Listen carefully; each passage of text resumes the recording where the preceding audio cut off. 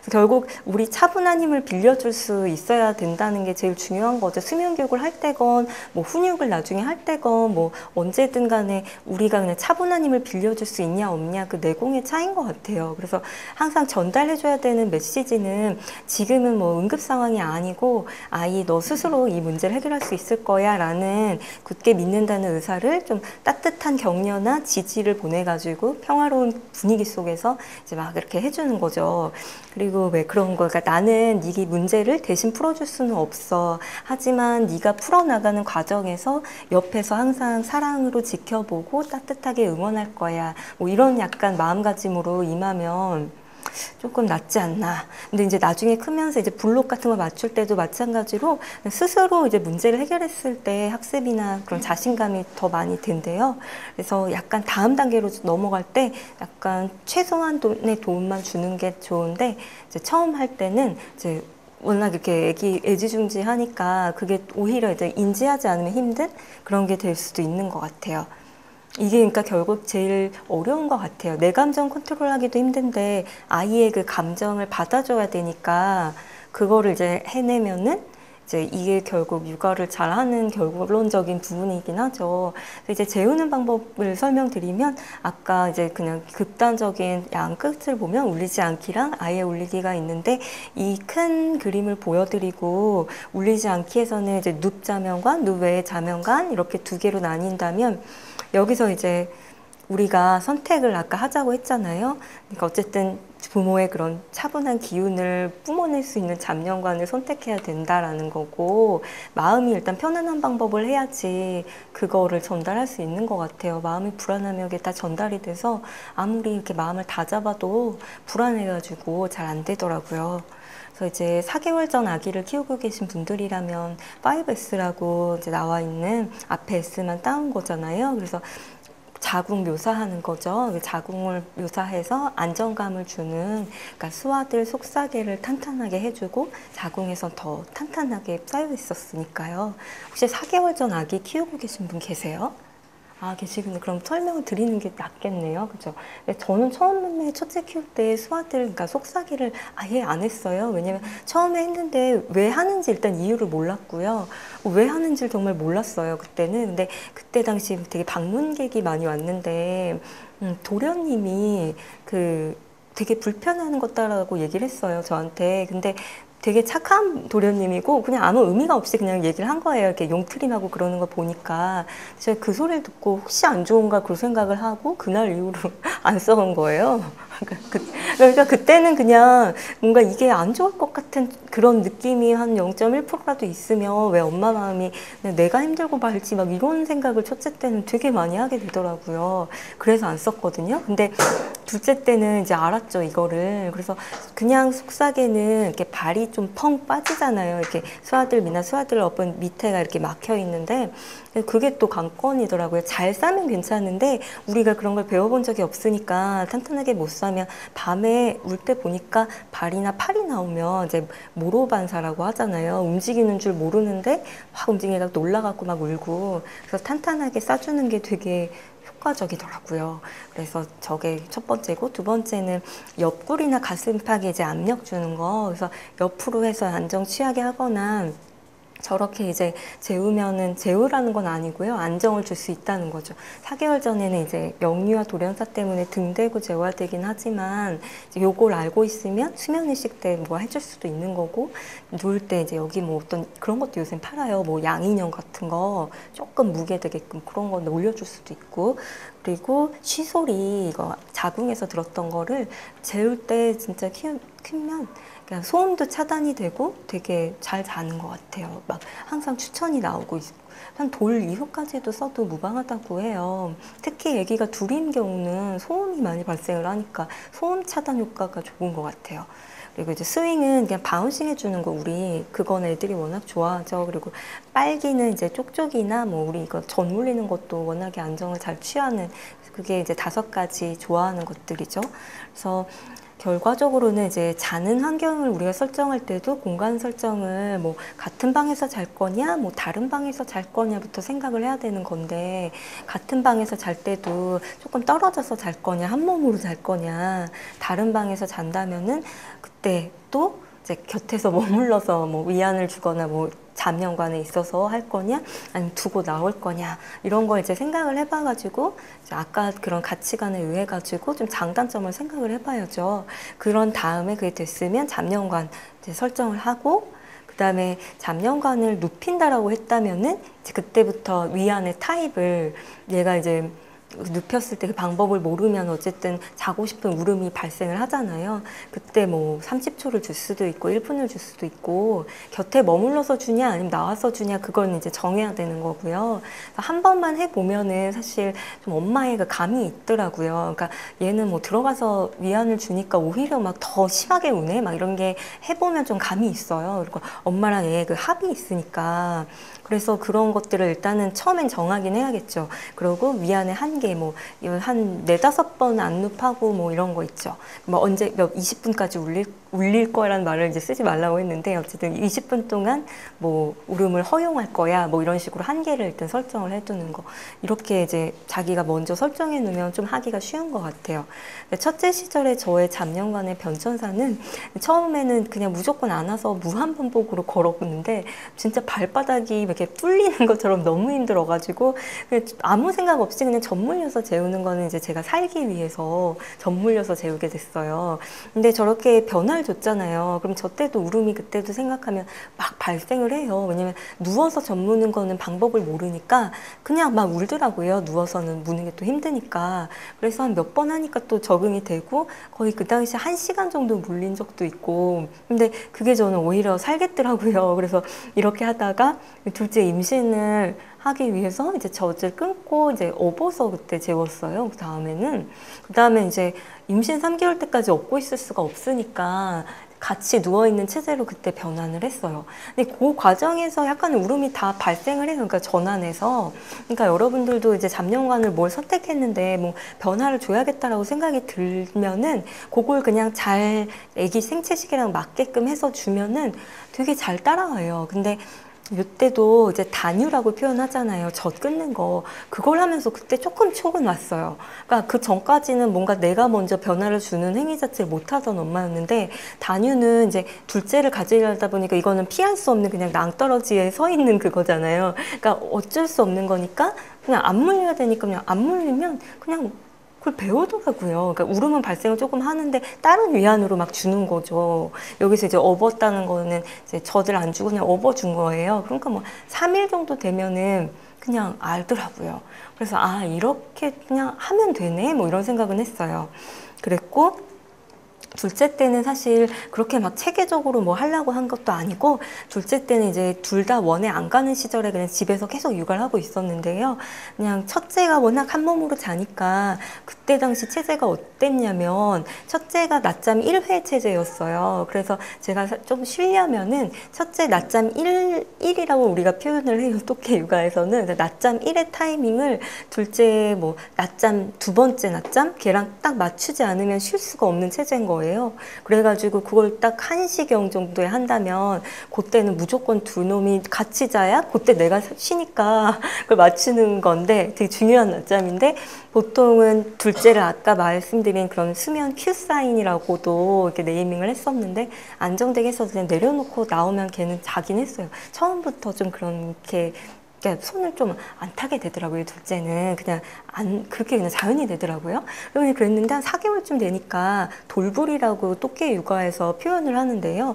역시나 그게 와서 좀 우는 적이 생기더라고요. 근데 내려놨는데 뭐 울더라고요. 근데 어차피 저는 이제 옵션이 없었던 게, 첫째를 재우지 않으면 그냥 얘가 따라 들어와서 막 깔깔대고 엄청 장난을 쳐서 어차피 그때 아무런 할 수 있는 행동이 없는 거예요. 운다고 해도 들어가서 안아준다 한들 얘가 방해하니까 안 자니까, 그때 플랜은 얘를 인간 이불이라고 표현한 인간 이불과 귀 내어주기 액션을 아주 철저하게 막 해가지고 딱 10분 안에 빨리 재우고 달려가리라 이러고 이제 얘를 막 이렇게 한 거예요. 근데 얘가 또 앉아갖고 거의 한 15분 정도를 그걸 막 하고 있었어요. 근데 그동안 자더라고요, 둘째가. 그게 이제 처음 의도치 않게 벌어진 일이었어요. 근데 그렇게 하고 나니까 되게 잘 자고 일어났고 되게 해피해져 있었어요. 그래서 그냥 이렇게 해도 되네? 막 그때 그냥 그걸 느낀 거예요. 그러니까 사실 이제 토끼육아 쓸 때는 다 역으로 좀 이렇게 막 검증을 해서 알려드린 부분이 많고 할 때는 이제 이게 처음 경험이었어요. 그래서 그때부터는 그 후에는 그냥 한 1분, 뭐 30초 이렇게 시작했었어요. 저는 이제 따로 재웠었거든요, 둘째를. 근데 돌 이후에는 지금은 셋이 같이 자요. 근데 그때는, 왜냐면 그게 저한테는 훨씬 맞았어요. 왜냐면 두 놈 다 너무 못 자서 다 같이 자면은 다 망하더라고요. 그래서 얘를 이제 독립해서 하는 게 그땐 너무 맞았어요. 그래서 그렇게 했는데 그때부터 이제 1분 나와서 기다려보고 이런 걸 해봤는데 잘 하더라고요. 그래서 이제 그렇게 경험이 있었고, 돌부리는 처음 D-Day 1부터 눕 자명관을 썼다고 하더라도 4개월 때는 인지가 막 발달하고 잠 사이클이 막 바뀌니까 돌부리라고 표현한 게 오는데, 그때도 이제 일관성, 그러니까 눕히기 자명관이면 마지막 행위만 살짝이라도 깨어있을 때 내가 하고 싶은 자명관을 하는 게 중요한 거죠. 그 중간에 뭐 위안이야 해주더라도. 그리고 평정심. 그래서 돌부리는 나누자면은 뭐 이렇게 4개로 나눌 수가 있는데요. 그러니까 사실상 이제 원더윅스는 그 엄마 나는 잘하고 있어요? 이거 이렇게 번역이 되어 있더라고요. 근데 그때 저는 이제 그냥 원서로 접했어요. 근데 원더윅스라는 단어가 너무 와닿더라고요. 그래서 저건 그냥 그 멘탈이 성장하는 시기예요. 그리고 급성장기는 내 몸이 성장하는 시기고요. 그리고 새로운 스킬을 터득했을 때는 이제 뒤집기나 앉기, 서기, 환경 변화는 우리가 당연히 뭐 저런 게 발생할 수 있는 거고요. 잠퇴행기는 잠이 이렇게 퇴행하는 시기가 있대요. 잠 서적을 보니까 그거는 잠 사이클이 막 변화되고 얘 인지가 바뀌니까 그런 거래요. 그래서 저 시기는 대강 저 정도가 돼요.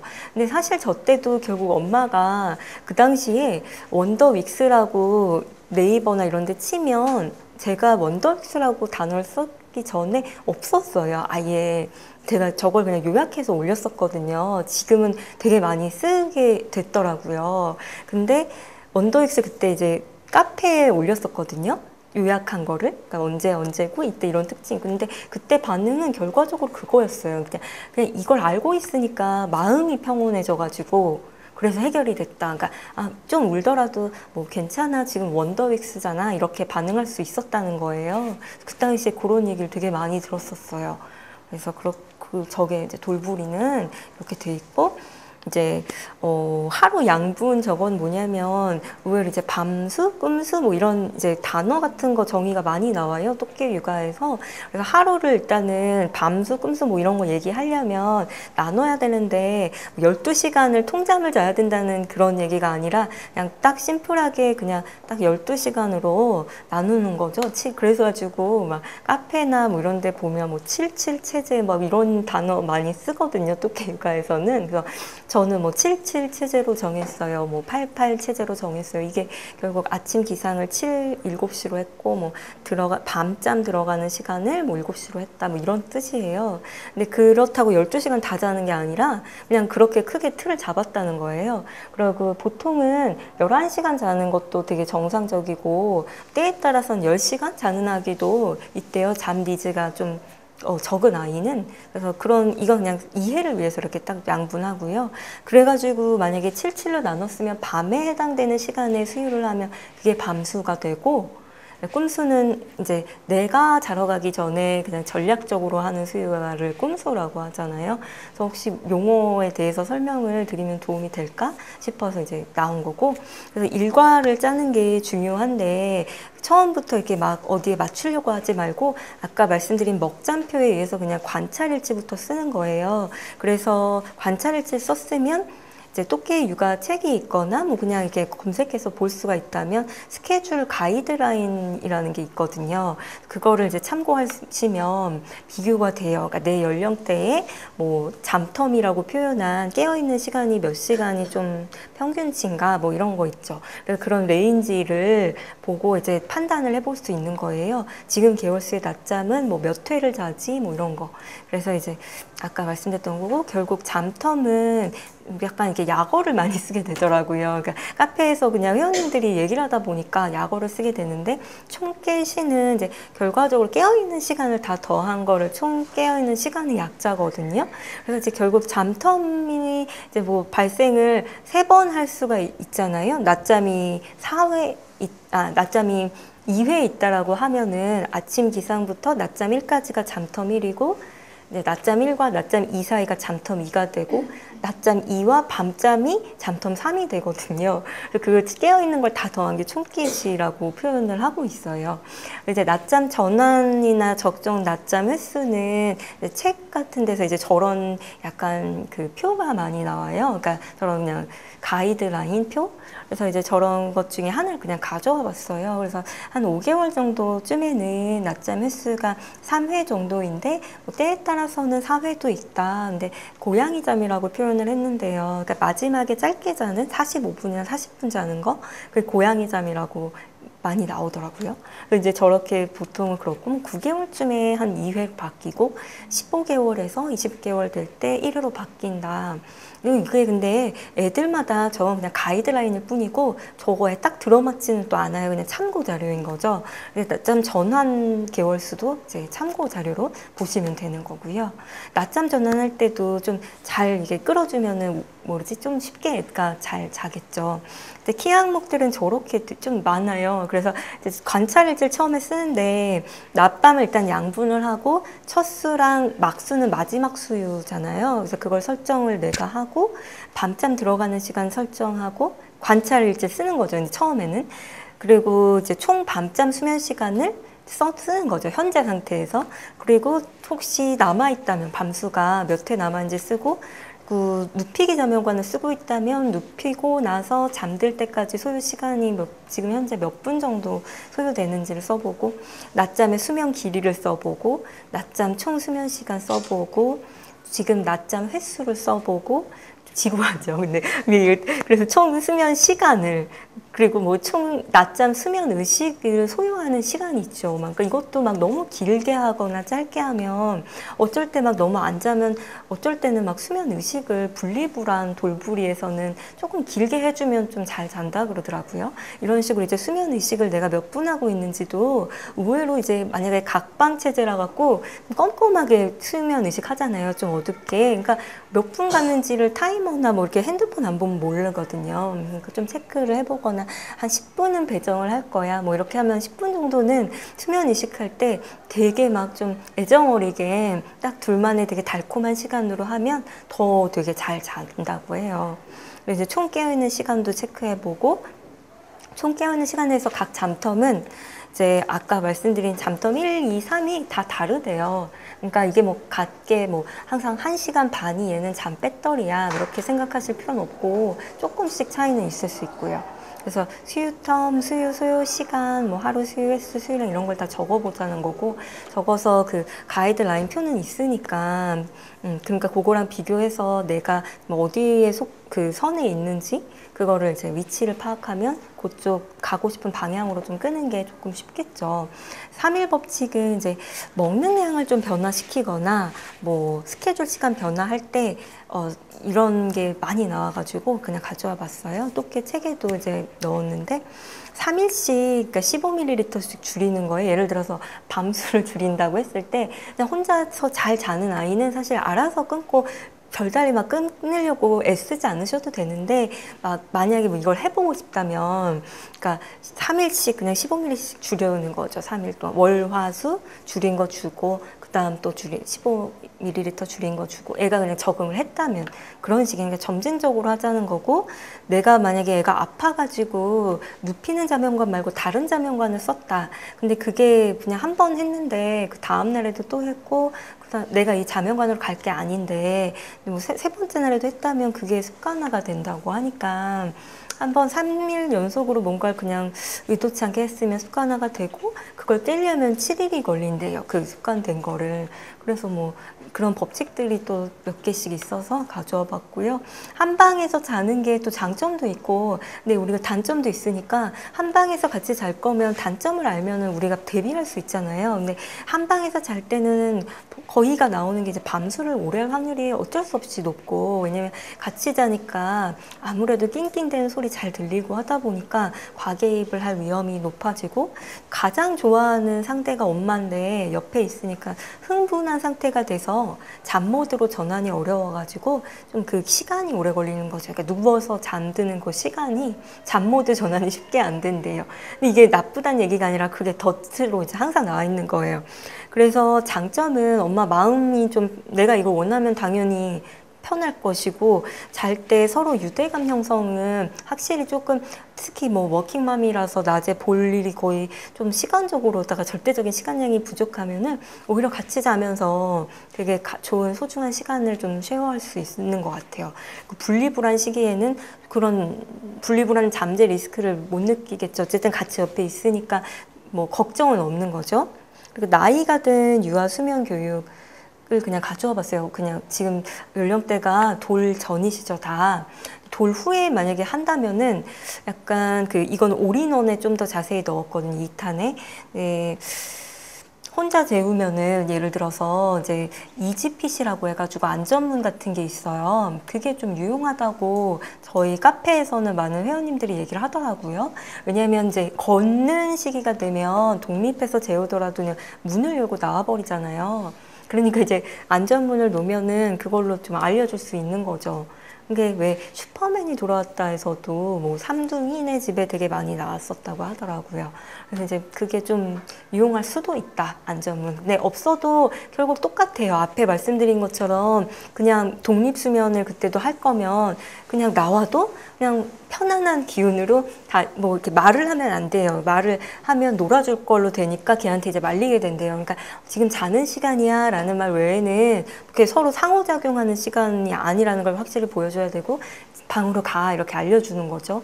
그럼 그냥 그걸 계속 한 20번 정도까지 할 수도 있지만 그걸 그냥 하면 다음 날은 확실히 줄어들고 똑같은 로직이긴 해요.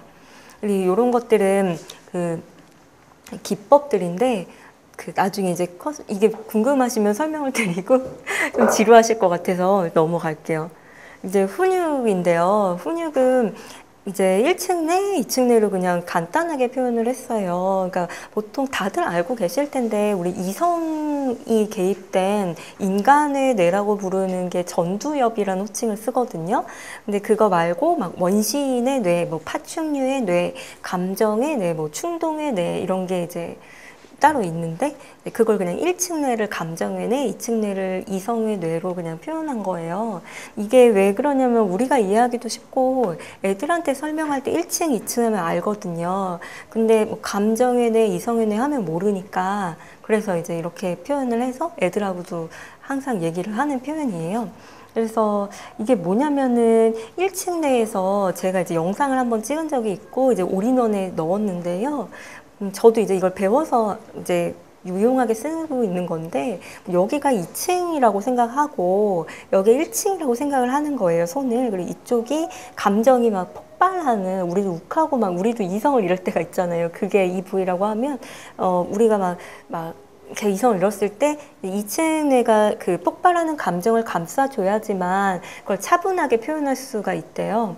근데 이제 보통 뚜껑 열렸다고 표현을 하잖아요. 그래서 이 상태에서 빨리 우리가 관찰자의 모드로 우리 안에서 씩 나와가지고 내가 하나 있구나를 일단 관찰자가 관점에서 인지를 하고 빨리 2층 내를 개입을 시켜야 된다는 거예요. 이걸 이제 애들한테도 알려줄 수가 있더라고요. 그래서 사실은 제가 더 못하지만 애들은 애들은 이제 원시인의 뇌의 상태래요. 2층 뇌가 아예 없다고 보면 된대요. 거의 기초 공사 단계니까 그걸 기대하면 안 된다는 거죠. 그냥 원시인처럼 행동하는 게 너무 당연하다. 그러면서 이제 이걸 알려주면, 그러니까 막 폭발했을 때는 이런 걸 알려주면 안 되고 오히려 감정을 읽어주고 하는 액션이 들어가야 되지만 차분할 때 이걸 알려주면은 나중에는 막 그냥 지금 뭐 1층 내야 막 이러기도 하고 저희끼리는 어제도 막 둘이 엄청 싸웠어요, 갑자기. 근데 막 그 은교거든요. 첫째가 그 은교가 둘째 연우한테 누나가 아까 1층 내라서 널 때린 거잖아 막 이렇게 얘기를 하고 그러더라고요. 그러니까 어쨌든 개념 자체는 알려줄 수가 있겠더라고요. 그렇다고 뭐 이렇게 2층 내가 바로 개입이 되고 뭐 애들이 그러진 않는데 개념은 알아요. 예. 그래서 유아어도 비슷한 맥락이에요. 그러니까 우리가 유아국과 성인국의 외교관이 돼야 된다라고 막 이렇게 막 서술이 돼 있더라고요. 그래서 그 유아어를 다른 언어를 배울 게 아니라 유아어를 이제 배워야 된다. 그러니까 길게 말하면 어차피 다 하나도 못 알아듣는데요. 그래서 되게 짧게 얘기하고 쉽게 얘기하고 그 자기의 이 마음을 읽어주는 그냥 말을 짧게 하고 뭐 예민한 아이면 감정 걔가 막 슬픈다면 슬프구나 할 때 그 감정 실는 퍼센테이지를 좀 작게 실어줘야 된다고 하고 뭐 되게 수줍음을 많이 타는 아이 뭐 이런 것처럼 그 감정 실는 퍼센테이지도 조금씩 달리하면 효과가 있다고 하더라고요. 그리고 훈육은 이제 아직은 그런데 훈육도 사실 이제 수면 교육이랑 좀 비슷한 맥락인 것 같아요. 그러니까 또깨 육아 카페에서 막 수면 교육 너무나 이제 잘 이해하시는 어머님들 이제 아이가 컸잖아요. 그래서 이걸 얘기하면 되게 다 맞닿아 있다고 얘기를 하시더라고요. 그래서 훈육할 때 애가 막 떼를 쓰고 막 그럴 때 저 3가지 질문을 먼저 하고 액션을 취하자는 얘기거든요. 그래서 왜 지금 이렇게 행동했을까라는 거를 먼저 생각을 하고 예를 들자면 제가 막 몸이 너무 안 좋아갖고 둘을 키울 때 그냥 누워 있었던 거예요. 둘이 놀고. 근데 하도 막 깔깔대고 놀아서 나왔더니 막 두루마리 휴지를 물바다가 돼 있더라고요. 마루가 막 그거 갖고 막 다 풀어서 놀았는데 물은 막 다 스며들어가지고 그렇게 되어 있었어요. 근데 그때 화가 나잖아요. 근데 그때 뭐라고 말할 거냐는 거죠, 그때. 그럼 그때 이제 만약에 그 상황이다 그러면 이제 왜 이렇게 행동했을까를 먼저 생각을 하고 나는 이 순간에 무엇을 가르쳐 주고 싶은가 그거를 이제 생각을 해보고 어떤 교훈을 선물하고 싶은가를 생각하는 게 중요하대요. 왜냐하면 우리는 이제 그렇게 생각하기 쉬운 거죠. 이제 계속 그 장난을 치고 있으면 그 장난을 딱 멈추기를 바라잖아요. 그러니까 당장 그만해 뭐 이런 식의 행동을 하기가 쉬운데 그거를 지금 인생 교훈으로 가르쳐주고 싶은 건지를 생각해 보라는 거예요. 그러니까 지금 상황에서 뭘 결국 가르쳐주고 싶은지를 생각하라는 거였어요. 그리고 어떻게라는 거는 그 교훈이 뭐라면 그걸 어떻게 잘 가르쳐 줄 수 있을까. 그러니까 예를 들면 이런 경우에는 그러니까 뭐 이렇게 휴지를 갖다가 물에 뭐 적셔갖고 여기를 막 이렇게 엉망진창 하는 거는 좀 집안 질서, 우리 집안의 질서상은 아닌 것 같아요. 만약 가르쳐 주고 싶다면은 그걸 이제 좀 알려주는 건데 그거를 어떻게 하면 잘 가르쳐 줄 수 있을까를 이제 생각을 해봐야 되는 거가 되는 거죠. 그래서 외무어를 생각하고 해보자 뭐 이거고 놀이에서는 처음 할 때 이제 되게 강박을 가져서 얘를 계속 붙어갖고 24시간 막 너무 잘해주고 싶고 이게 이제 더 힘듦의 포인트가 되는데요. 네, 딱 얘한테 되게 집중해가지고 놀아주는 그때 뭐 타이머를 활용해도 좋대요. 뭐 15분도 충분하다고 하거든요. 5분도 충분하대요. 그래가지고 스페셜 타임 같은 경우는 타이머를 하나 마련하셔도 좋고 5분으로 그냥 세팅해서 그때 그냥 걔 눈을 바라봐주고 걔가 하고 싶은 놀이를 하는 거예요. 근데 만약에 TV를 보고 싶다 이러면 이제 그건 아닌 거라고 하고요. 근데 이제 블렌딩 타임은 내가 하는 일이랑 육아를 섞은 건데 빨래를 널어야 되는데 애들이랑 같이 넣을 수 있잖아요. 뭐 그런 거예요. 근데 그 첫째 때는 블렌딩 타임이라고 표현한 그런 것도 잘 못했어요. 이상하게 요리를 그냥 하고 있으면 혼자 마루에서 뭐 책을 보고 혼자 노는 장면이 되게 애처롭게 보이더라고요. 내가 막 죄를 짓고 있는 것 같은 그런 생각이 들 정도로 그때는 그렇더라고요. 막 내가 항상 같이 놀아줘야 될 것 같은 그런 강박이 있었어요.